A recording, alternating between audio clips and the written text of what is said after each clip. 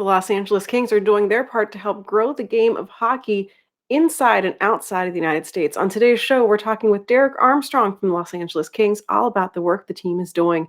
That and more on today's edition of Locked On Los Angeles Kings.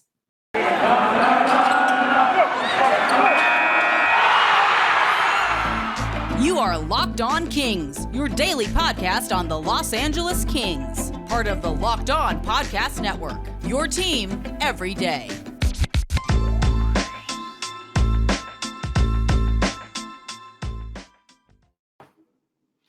All right, welcome to Locked On Los Angeles Kings. My name is Sarah Appampato, host of this show, and as always, I am super glad to be here with you talking about the Kings. If you don't know me, if this is your first time finding me, I've been hosting Locked On Kings this is the third season now, usually available in podcast format, but trying something different. You get to see how the sausage is made, let's say, for today's show. You can also find my writing over at Hockey Royalty talking about the Kings, and I've been following along on this team since around 2016, covering them first for SB Nation and now doing a podcast. And on today's show, I'm talking about a topic that is pretty near and dear to my heart, which is growing the game of hockey, particularly among communities who you maybe wouldn't think of as hockey fans. It is something that I have talked about on this show a lot previously, earlier in the year. Actually, last season, we had Francisco Extravera on the show. He did an episode with me after he was announced to be calling a couple of games in English for the Ontario Reign. He is also the Spanish language play-by-play guy for the Kings, so you can hear him a lot on Kings broadcasts in Spanish. And so he has done a lot of work helping to bring hockey to kids down in Mexico City, to really introduce hockey and the Kings to a wider audience. And the Kings themselves have done a lot of work both in the LA community and in Southern California, as well as they've done initiatives over in China when the Kings played those preseason games over there a couple of seasons ago. And now they're doing work down in Mexico City with the Mexico City Junior Kings.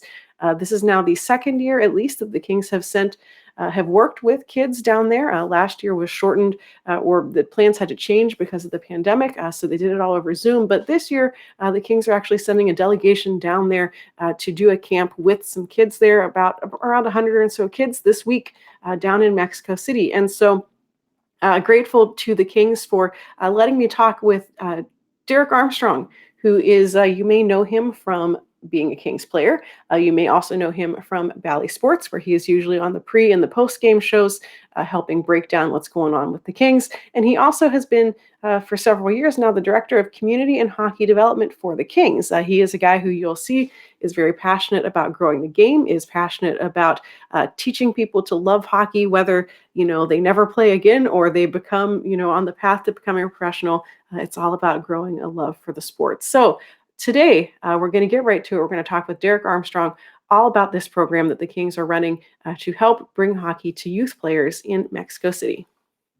So the Kings have had a partnership for a little while with the Mexico City Junior Kings, and they've been doing a lot of work. If you've listened to this show, we've talked about it before, the work the Kings do with helping to grow the game in different communities. And so today we've got one of the people who's helping out on that work, and that is Derek Armstrong. You might know him from On the Ice. You might know him from the pre and the post-game shows on Bally Sports. And he also is the Director of Community and Hockey Development for the Kings, and is one of the people going down to Mexico City later this month to work with some kids down there. So Derek, first off, thank you so much for jumping on the show and talking with me and our audience here about all the work you guys are doing. So tell me a little bit more about the camp that is going to be happening this month down in Mexico City. Yeah, thanks a lot for having me. Obviously, I love this game so much, and I'm fortunate the Kings let me grow it. When play for such a long time, I got to play 17 years, and then to retire, you kind of miss it, and you get to get back in the game. So I really enjoy both my kids play. I work with some great people. My wife's been around the game. My mom loves the game, so it's good to get to grow the game, especially the way the Kings have let me. We were in Beijing, China. We've been in Shanghai.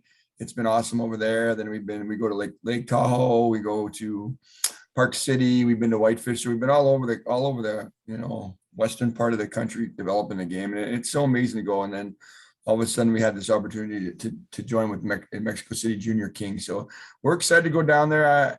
We had a few of the kids came up for our summer camp, and they're all just great kids. And I think that's the most important part, especially the way, I've been doing these camps for the last 4 or 5 years. And I make sure I tell everybody, my job's not to put you in NHL. My job's not to put you in college. My job's to get you to fall in love with the game. That's takes a special type of person to get to those kind of levels, and it's got to come from within inside, but it doesn't mean you can't enjoy the sport for life. And I think that's the most important thing that the Kings have allowed me to do is to grow the game for, like I said, every single person.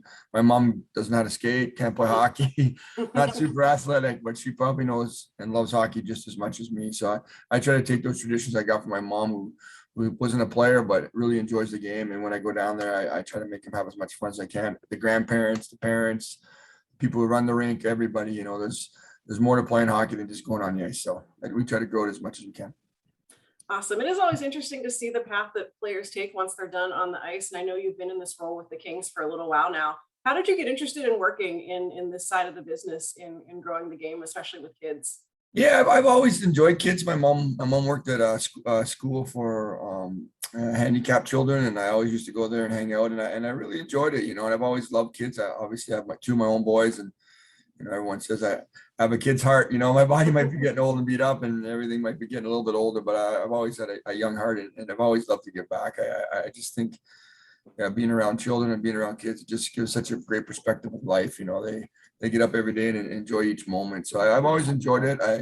I've always ran camps when I played, and I was always in community service when I played. So I tried to always give back to the community. And when you get a chance to give back, like I have with the LA Kings, I definitely took advantage of it. I was coaching a pro team, and then that ended up, finishing up. And then Luke had reached out to me and asked if I was interested in the job. And we jumped at it right away.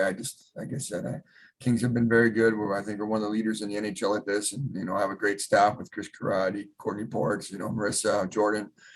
And now I get to usually bring an alumni with me, which is Brad Smith this year, who's going to be great as well. But the staff I have, we do incredible things. And everyone that I work with loves the game as much as I do. And I think it's not really a job for us. And we love to represent the Kings as best as we can. There is more coming up right after this with Derek Armstrong. Before we get to that, though, I want to tell you about a cool way to watch TV. Chances are you're someone who has a bunch of different devices. You watch a game on one thing, you watch something else on your phone, you have something hooked up to your television, you've got your laptop going. It's all a lot to keep track of. And half of the time you're using someone else's password even. It's just really frustrating. So we have a new simple way to get all of the entertainment that you love without the hassle, and a great way to finally get your TV together. It's called Direct TV Stream, and it brings your live TV and on-demand favorites together like never before, so you can watch your favorite sports, movies, and shows all in one place. That means no more juggling remotes, no need to buy another device ever again, and the best part is there is no annual contract. So get rid of the clutter and the confusion and get your TV together with Direct TV Stream. You can learn more at directv.com. That's DIRECTV.com. Compatible devices are required, and content varies by package. Also, if you are someone who is in the position to have to hire people for work, well, you know that the whole thing is just a lot right now.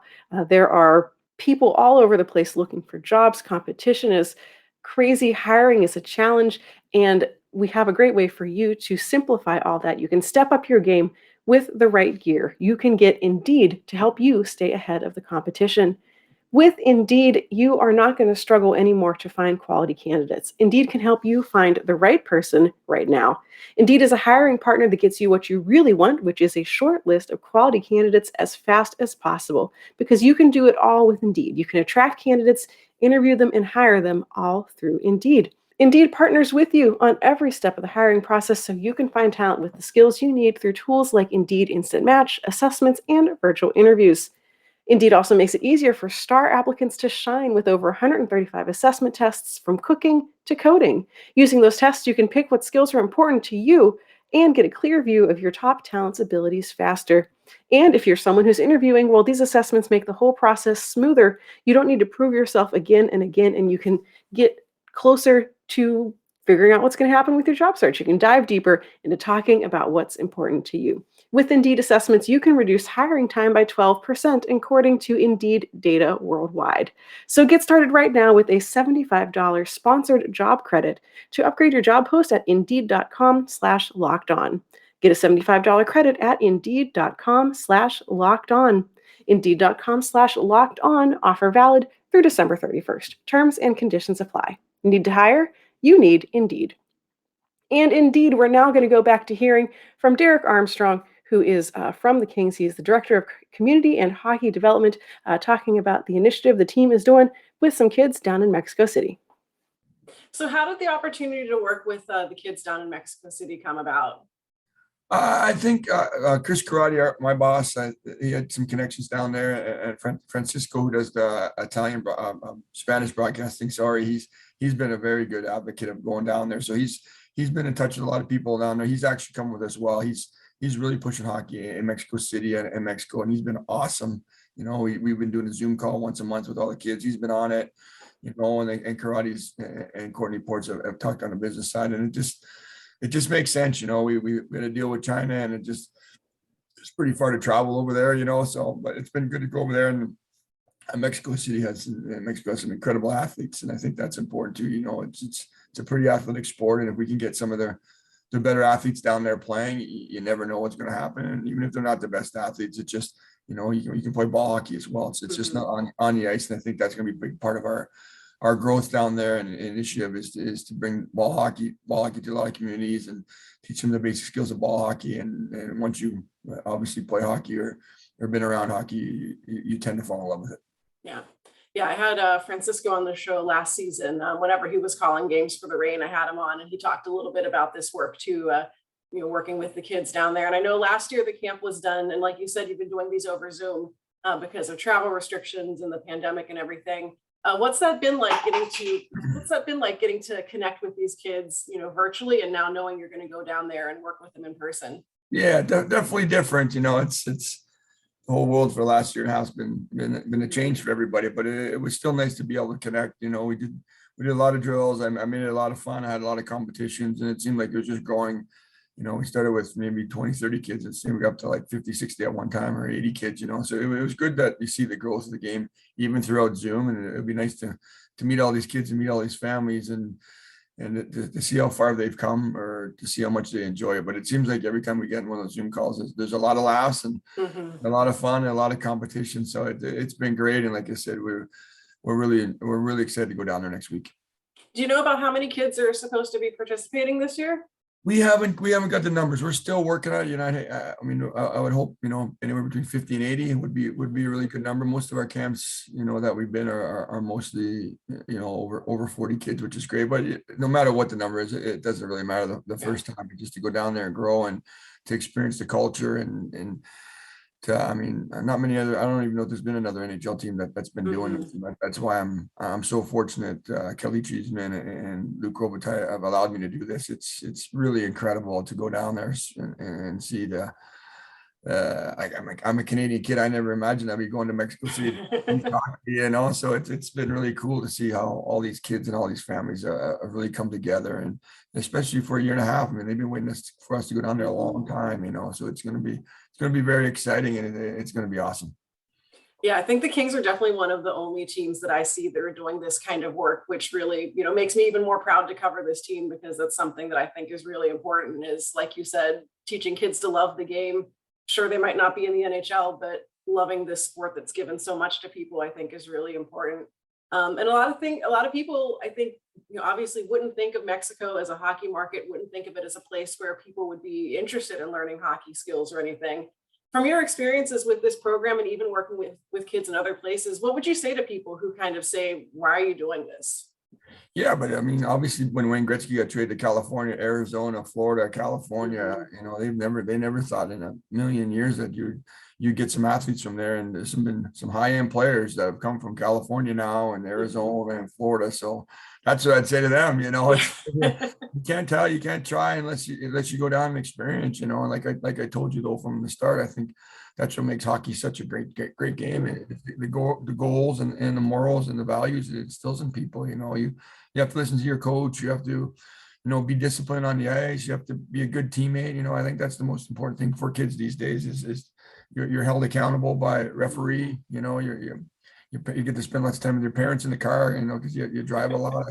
I think that's why I've always fallen in love with the game. You know, my dad and mom were military. We didn't have a lot of money, but we spent a lot of quality time in the car, and my mom watching the games. And I think that's, you know, that's a part of their culture down there as well. They're very family oriented. They're very hardworking, and I think that's exactly what our game of hockey is. If you don't work hard, you have no chance. And you don't love your teammates and your family, you have no chance. So I think that's one of the reasons why we're going to go down that beautiful culture down there and try to see if we can find some kids and grow the game.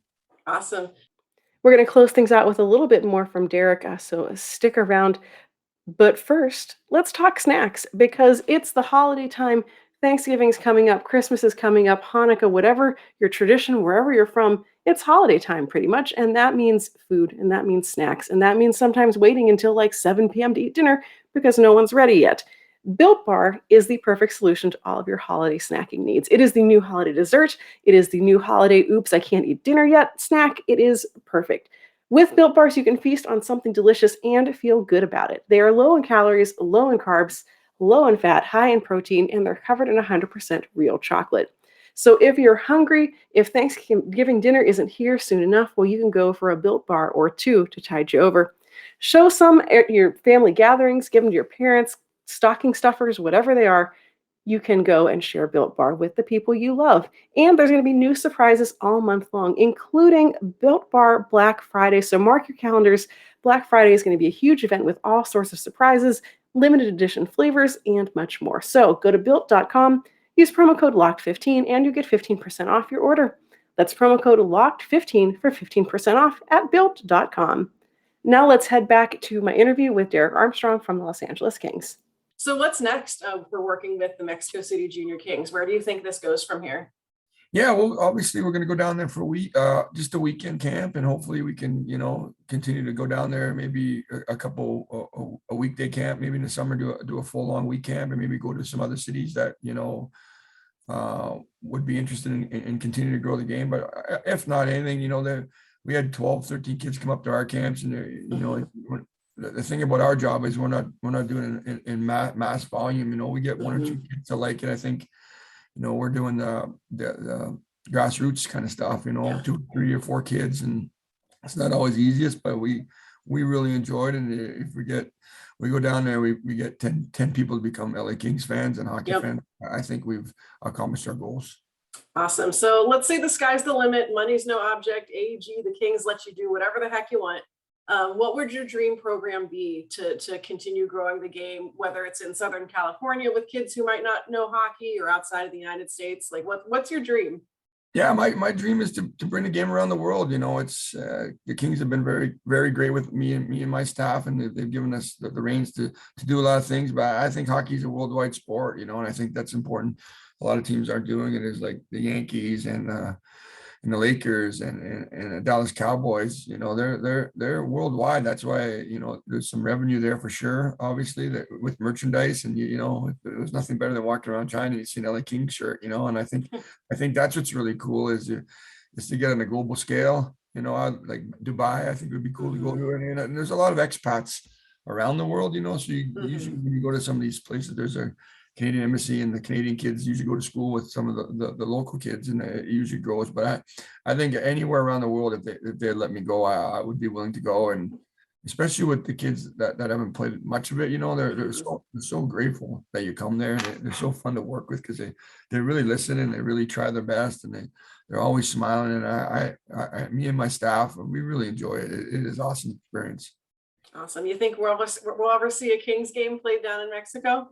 I mean, that would be a dream. I mean, I don't think we ever thought we'd see one in China, and that happened. So, and then I played in a couple of them. We played in opened a season one year in, where do we go? England with the Kings, and then with the Blues, I opened a season 1 year in Sweden. So, I mean, it would not be out of grasp. I don't think. If we could go down there and start growing it for a couple of years, and get a very good relationship, I'm sure the NHL would be willing to it. I can't speak for them, or I can't speak, but I think it would be cool. And I think that's actually a cool way for people to learn their sport. As there's nothing better than watching a live NHL hockey game. On TV, it's a little more difficult, but once you get someone in a live building and the speed of the sport and the athleticism in the sport and the competitive sport, it's pretty cool to watch. So it would not be surprised to me if we got a game down there eventually. Yeah, I remember those games in China were just really neat, just to get to see people who maybe had never seen a hockey game before, and they're into it, they're learning about it, and just a whole new audience for the NHL. Yeah, and that's what it's like. Like I said, when it was first started in Tampa and Florida, I remember I used to play Tampa Bay Lightning. They played in that old rink or San Jose. I mean, a lot of people. You look at Vegas. I mean, whoever thought a team would ever be in Vegas? I mean, nobody would have thought that. It's as successful as any team right now. So the sky's the limit to the game as long as they continue to let us keep growing it. Like I said, if you ever get to come to one of our camps, we try to make it like Disneyland on ice, and everything. All the kids, we try to have a lot as much fun. I mean, yeah, obviously there's a little bit of repetition with the skating and passing and shooting, but we try to let them leave and tire them out and want to come back the next day. Well, I'll close with giving you a chance to share any kind of funny stories. Or I'm sure working with kids and a whole different language, a whole different culture is maybe a little different. So any funny stories that you got to share from the work you've done with all these kids so far?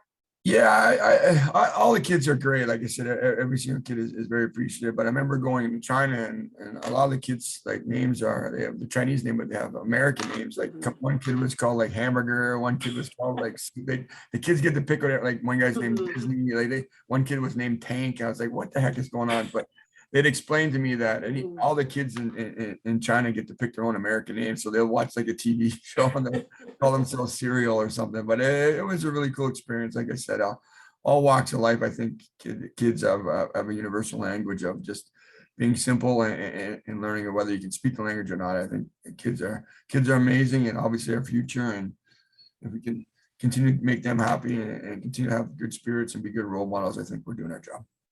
Tank honestly feels like a pretty good hockey name as it is. So yeah, he was. He's a little guy too, powerful skater, big legs on him. He was awesome. Straight line, he could beat everybody. Yes, I'm like, let's go, Tank! Come on, crank it up. It was a pretty cool name to say. I'd never heard of it before. Hey, it works for him. 100%. So thank you so much. I really appreciate you coming to spend some time on the show today, and I'm sure our listeners enjoyed getting to hear from you. Is there any way for people who are at home, obviously, to keep up with what's going on? Any way they can support this initiative that the Kings are doing? Yeah, if you go to LA Kings, there's an HD hockey development department, and then you can go roll down and see all our camps. But I would send your kids to our camps. Like I said, I've done this for 45 years. I've been involved in hockey, and we really do a good job of it. I don't want to pat myself on the back, but I think we've done it for so long. And I have 2 kids that played, and the camps, the Lake Tahoe camp is awesome. The Park City camp is awesome. The ones we do at TSC are really fun and enjoyable. And we usually try to bring a different alumni to work with me. And Blake's on staff now, and Nolan's on staff. So we got a lot of good people, and we got a lot of alumni guys that live in LA. So we try to get new experiences for everybody. But the bottom line is we work as hard as we can. And like I said, it's not really a job to us. We get paid to do it, but most of us would probably do it for free because we love the Kings. And like I said, I'm fortunate if I even got to play for the Kings for a long time, and I feel that I should give back, and I really do enjoy giving back, and I thank the Kings for giving me all these opportunities. It's been awesome. Awesome. Well, thank you so much. Good luck down in Mexico with the kids, and hope you have turn at least someone into a lifelong Kings fan down there. Perfect. That'd be great. Thanks for having me. I really appreciate it. Thank you so much. Okay. Thank you to Derek for joining the show. I really appreciated getting to spend some time with him to learn about what the Kings are doing to help grow the game of hockey down in Mexico City. I'd encourage you to keep an eye out on LA Kings social media and everything. They usually share articles and do cool videos and stuff highlighting the work they're doing. So please, go share that content, go check it out, give it clicks. I'm sure that, them seeing that people are interested in it might also encourage them to do a little bit more of it as well. So go keep an eye on that to find out how the hockey clinic goes this week that they're running with the Mexico City Junior Kings. That is it for today. Thank you so much for listening, and thank you for making this show your first listen of the day. We are here all week on your favorite podcast app of choice, where we're going to be keeping up with the Kings and what is going on with their road trip through Canada right now. Until next time, you can make sure you're following the show on Twitter at LockedOnLAKings. Subscribe to it on your favorite podcast app of choice or here on YouTube to see what surfaces over here.